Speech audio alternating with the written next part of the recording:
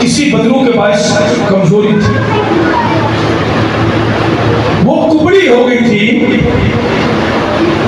और किसी तरह सीधी ना हो सकती थी।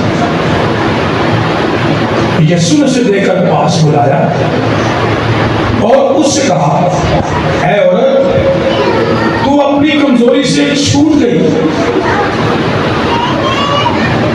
और उसने उस पर हाथ रखे, यानी दोनों हाथ रखे। उसी तरह वो सीधी हो गई और खुदा की तमजीद करने लगी। इबादत खाने का सरदार, इसलिए कि यीशु ने सबत के दिन शिफा बख्शी, खफा होकर लोगों से कहने लगा, 6 दिन हैं जिनमें काम करना चाहिए, बस उन्हीं में आकर शिफा पाओ, ना कि सबत के दिन। खुदावंद ने उसके जवाब में कहा, ऐ रियाकारो, क्या हर एक तुम में से सबत के दिन अपने बैल या गधे को थान से खोलकर पानी पिलाने नहीं जाता? बस क्या वाजिब ना था कि जो इब्राहिम की बेटी है, जिसको शैतान ने 18 वर्ष से बांध रखा था, सबत के दिन इस बात से छुड़ाई जाती? जब उसने ये बातें कही तो उसके सब मुखालिफ शर्मिंदा हुए और सारी भीड़ उन आलीशान कामों से जो उससे होते थे खुश हुई। किताब मुकद्दस का पढ़ा और सुना जनाब सबों के लिए से करते हो। ये वाकया जब भी मैंने आपके सामने पढ़ा, लूका कबीर की बात लिखी इंजील में, उसके 13वें बाब की 10वीं आयत से 17वीं आयत तक, ये वाकया खुदावंद की कुदरत और खुदावंद के फजल से भरा हुआ वाकया है। इसमें एक औरत है जो कुबड़ी हो गई है और उसके सबब से कि वो किसी बदरू ने जकड़ा हुआ है, वो किसी बदरू के कब्जे में थी, जिसकी वजह से उसका पूरा बदन मुतासर हो चुका है। ये कुबड़ापन एक पैदाइशी नहीं है, बल्कि वो 40 साल से ऊपर की है और अपनी जवानी के अयाम से एक बदरू के कब्जे में आ गई और कमजोरी की हद हो गई और वो कुबड़ी हो गई। और अभी हमने पढ़ा किताब मुकद्दस में से कि वो किसी तरह भी सीधी ना हो सकती थी। She tried her best, but in vain, बेफायदा। उसने बड़ी कोशिश की होगी, उसे बहुत हेल्प आउट किया होगा किसी तरह से ये सीधी हो जाए, मगर कोई नहीं मदद, ना कोई दवाई उसके लिए कि वो सीधी हो सकती। अगर आप इससे कुबड़ेपन पे गौर करें, मैं भी जब कलाम पढ़ा था तो मैं इसके कुबड़ेपन पे गौर कर रहा था कि ये औरत किस तरह से अपना गुजर बसर करती होगी, कितना मुश्किल होगा इसके लिए कि जब वो चलती थी तो वो बड़ा अजीब इस तरह से और हमेशा अपने पांव को और जमीन की तरफ देखती रहती, हमेशा ये कुबड़ापन और दरकाएं, हमेशा नीचे होकर चलना, ये कभी ऊपर ना देख सकती, कभी ये ऊपर नहीं देख सकती। इंसानों के चेहरे से नजर नहीं आते थे और वो अक्सर किसी न किसी चीज से टकरा जाती थी। बड़ी अजीब सूरत हाल, न जाने कैसे सोती होगी, कैसे कुछ सौदा सरफ आती होगी। इसकी जिंदगी फंसी हुई जिंदगी इसकी नहायत मुश्किल फंसी हुई अपने हालात में और इस भयानक बीमारी में, इस तकलीफ में ये औरत नहायत मुश्किल हालात में ये फंसी हुई। मगर एक बहुत अच्छी बात, खूबसूरत बात कि सबत के दिन ये इबादत खाने में बैठी हुई ये सबक के दिन इबादत खाने में बैठी हुई, मैं तो समझता हूं सिर्फ खराजे की इज्जत पेश करना चाहिए। बीमारी की हालत में नहाए, मुश्किल की हालत में और कुबड़ेपन में वो इबादत खाने में बैठी हुई। ये बिटर भी हो सकती थी, तख्त भी हो सकती थी, और ये खुदा से बर्गश्ता हो सकती थी। मेरी जिंदगी ऐसी क्यों है? सब ठीक है, खुदा ने मेरे लिए क्या किया है? मैं किस खुदा को मानूं? मैं 18 साल से बीमारी की हालत में एक जंग लड़ रही हूं, मैं किस खुदा को मानूं? मगर ये बर्गश्ता नहीं। कितनी खूबसूरत बात है, वो खुदा उनके घर में बैठी है। मुझे ऐसे लगता है जैसे ये रेगुलर हर शब्द को इबादत खाने में आती होगी,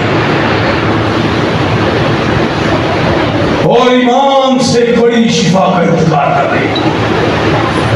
किसी ने भूखे को पूछा, कोई बात पाई तो नहीं कर उठी। Necessity is the mother of invention. जरूरत जात की मां है।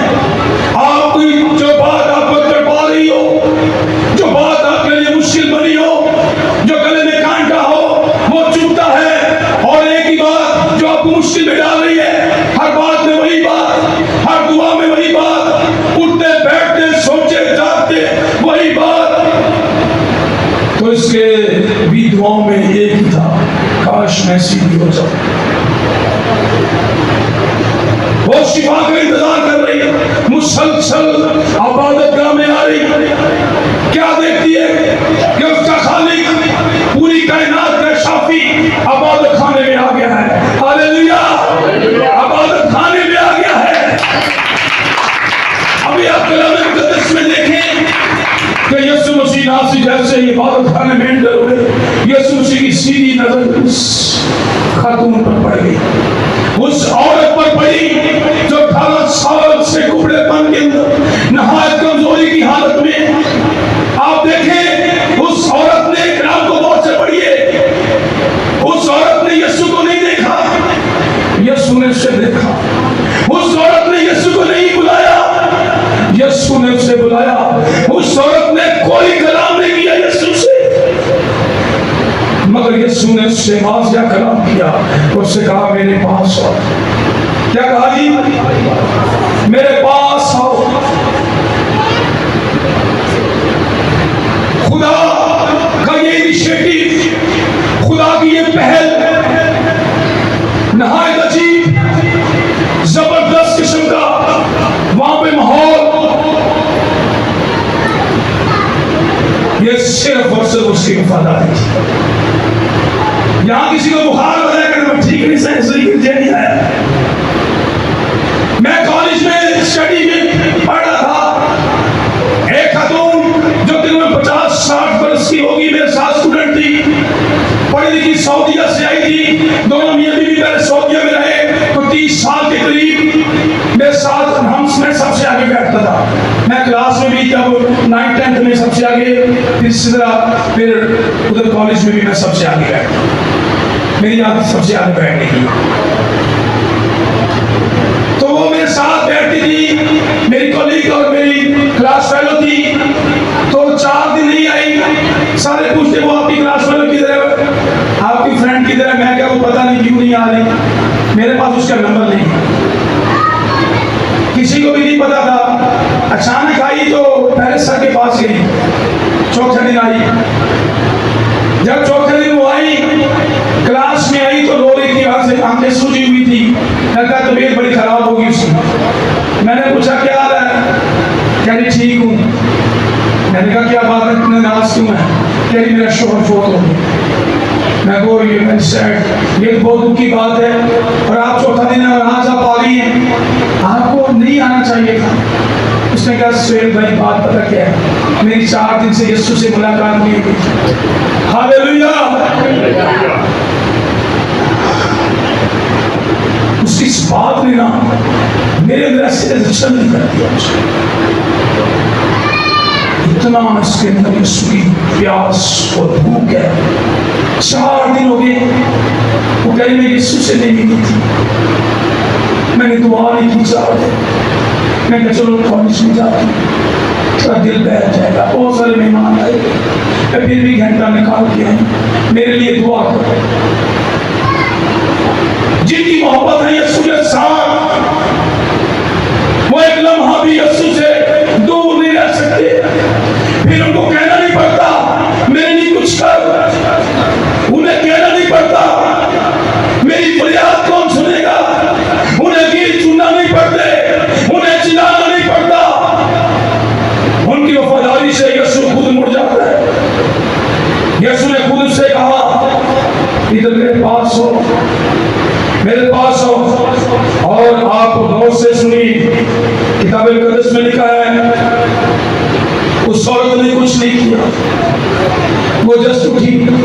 उसने क्या किया? उसने कुछ भी तो नहीं किया, ना कुछ कहा। जो कुछ भी किया उसकी जिंदगी के अंदर सब कुछ यीशु ने किया। जो कुछ भी किया उसकी जिंदगी में सब कुछ यीशु ही ने किया। नथिंग एल्स, कुछ भी नहीं उसने कहा। वफादारी हाथ से ज्यादा। यीशु ने कहा ये एक हाथ से होने वाला काम नहीं, ये 18 साल से कुबड़ी है। लिखा है उसका दाहिना हाथ कवि और कादर है। दाहिने हाथ वाले डाकू से कहा तो आज मेरे साथ फिरदौस में होगा। उसकी जिंदगी बदल गई, वो अपनी जिंदगी का वारिस हो गया क्योंकि वो दाहिने हाथ के नीचे था। अब यीशु मसीह ने अपने दोनों हाथ उस कुबड़ी औरत पर बढ़ा दिए। अपने दोनों हाथ यानी पूरी कुदरत और खुदा का फजल, खुदा के फजल का शाज़ोर दरिया, खुदा के फजल का शाज़ोर दरिया और उसकी हीलिंग पावर यीशु में बहने लगी। खुदा के फजल, उसकी सच्चाई और उसकी बख्शिश का जोरदार दरिया और उसकी हीलिंग पावर यीशु में बहने लगी। और यीशु ने उस पर दोनों हाथ रखे और वो औरत जैसे जैसे यीशु अपने हाथ ऊपर करता गया और वो औरत सीधी हो गई। Hallelujah, hallelujah. और सबसे पहले जो उसने पहला चेहरा देखा अपने कुबड़ेपन की हालत से निकलकर, वो चेहरा किसका था? वो किसका चेहरा था? वो यीशु मसीह का चेहरा था जो उसने देखा।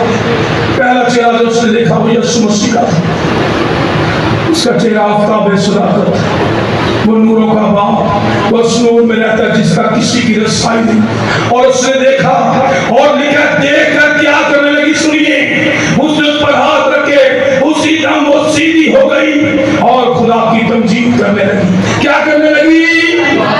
क्या करने लगी? खुदा की तमजीद करने लगी। प्रेज़ हालेलुया, खुदा की तमजीद करने लगी। जब खुदा यीशु मसीह ने नाइन शहर के बेवा के बेटे को जिंदा किया तो कलाम मुकद्दस में लिखा फौरन कुछ बोलने लगा और वो ये कहने लगा, मेरी रूह जिसको आसमान पर देख रही थी और ये तो वही है। हालेलुया। और तो ये मैंने यीशु मसीह नासिक से यीशु कोई मेहनत नहीं देखता, शिफा देने के लिए मेहनत नहीं देख सकता, वो मेहनत नहीं देखता, वो तेरी कोई नेकी नहीं देखता। ईसाई किताब में लिखा, तेरी नेकियां मेरे सामने गंदी धज्जियों की मानी है। ये ना तो मेरी नेकियां बड़ी हैं, ये ना तो मैं चंगे काम करना, मैं खुदा दे पोता नेड़े हूं, ये ना तो इन होना नहीं। ठीक है, मैं तेरे कामों को जानता हूं, मैं तेरे कामों को जानता हूं। मुकाशरे किताब में तेरे कामों को जानता हूं। हालेलुया। तो ये खुदाओं ने खुद इनिशिएटिव लिया। हैरानगी हो गई यार वहां पे। तो अब वो बड़े अजीब तरीके से अपने घर जा रही है, नवियां सड़क लगनी है, उनसे दी जा रही। किन्ने लोग 75 काट चले गए। अरे यार तेरे बंदे मैं कहूंगा मैं क्या कीता और मैं ही क्या सी। हाँ, मेरे वर्गे काफी लोग नाराज जाते और यार बाजी मैं तेरे घर चलनी। ओ वेरी गुड, बल्ले बल्ले कमाल ही हो गए। और हाँ, तो फिर इस जिस तरह से आज वो अपने घर में बड़ी खुशी के साथ गई, आज वो चाहती थी मेरे साथ यीशु भी मेरे घर चला, वहां की भी सारी कमी कमजोरियां निकाल, इससे मुझे धो के पाक साफ कर दिया। मेहनत नहीं देखता यीशु, मेहनत है ही कोई नहीं इंसान के पास, इंसान तो खाक है और फिर खाक में लौट जाता है। क्या मेरिट दे रहा है, क्या स्टेटस दे रहा है, क्या तू अपने स्टेटस से अपने कामों से खुदा को मुतासर कर सकता है? खुदा मुतासर हो सकता है तेरे कामों से? तेरे पास तो कुछ भी नहीं, तेरी रूह भी अपनी नहीं। अच्छा वाला नाम सुहेल होता है, मरने के बाद डेड बॉडी हो जाता है। डेड बॉडी ले आए, डेड बॉडी ले आए, कभी कोई नहीं कहता सेम है, एक पल में नाम भूल जाता है, सिस्टम तब्दील हो जाता है। तेरे पास है ही क्या देने के लिए? तेरी कोई ऐसी नेकी नहीं जिससे तू खुदा को मुतासर कर सके। ये उसका फजल है, ये उसकी बख्शिश है। हालेलुया। वो खुद ही बुला के शिफा दे देता है, वो खुद ही बुला के शिफा देता है, ये उसकी बख्शिश है। हमारे साथ भी ऐसे हुआ, हमारे साथ भी बोलो, हमारे साथ भी ऐसा ही हुआ। किसी ने यीशु को नहीं बुलाया, किसी इंसान ने यीशु को, उसने तो पहले ही कह दिया भाग्यदन में मैं औरत की नस्ल से जाति पैदा करूंगा। यूहन्ना 3:16 में लिखा है, खुदा ने दुनिया से, खुदा ने दुनिया से, बोलो खुदा ने दुनिया से ऐसी मोहब्बत रखी कि उसने अपना इकलौता बेटा, उसने अपना इकलौता बेटा बख्श दिया, ताकि जो कोई भी इस पर ईमान लाए हलाक ना हो बल्कि हमेशा की, बोलिए हमेशा की। पहला यूहन्ना और चौथा बाब उसकी 9वीं आयत पढ़ लेते हैं। जो मोहब्बत खुदा को हमसे है वो इससे जाहिर हुई, जो मोहब्बत खुदा को हमसे है वो इससे जाहिर हुई कि खुदा ने अपने इकलौते बेटे को दुनिया में भेजा ताकि हम उसके सबब से जिंदा रहें, ताकि हम उसके सबब से, बल्कि इसमें नहीं कि हमने खुदा से मोहब्बत की, बल्कि इसमें कि उसने हमसे मोहब्बत की, उसने हमसे मोहब्बत की, हमारे गुनाहों के कफारे के लिए उसने अपने बेटे को भेजा। हालेलुया। तो खुदा ने अपने बेटे को भेजा। यीशु मसीह ने वाज़िया तौर पर कहा, वाज़िया तौर पर मेरे मालिक ने फरमाया खरूज की किताब में, क्योंकि मेरा मसीह तमाम मखलूकात से पहले मौजूद है, तो खुदा अपने खुदा की इबादत कर। और एक कुबड़ी औरत बात के लिए आई हुई थी, किस लिए आई हुई थी? बोलो ना, इबादत के लिए आई थी। तुम खुदा अपने खुदा की इबादत करना, तब वो तेरे रोटी और पानी देकर कर देगा, तेरे बीच से बीमारी को दूर कर देगा, तेरे बीच से बीमारी को, वो बातों में सच्चा बरहक औरत जिंदा है। हालेलुया। झूठे वादे यीशु करता है, वो तेरे बीच से बीमारी को, और तेरे मुल्क में ना तो किसी का साथ होगा ना तो बांझ में। आमीन।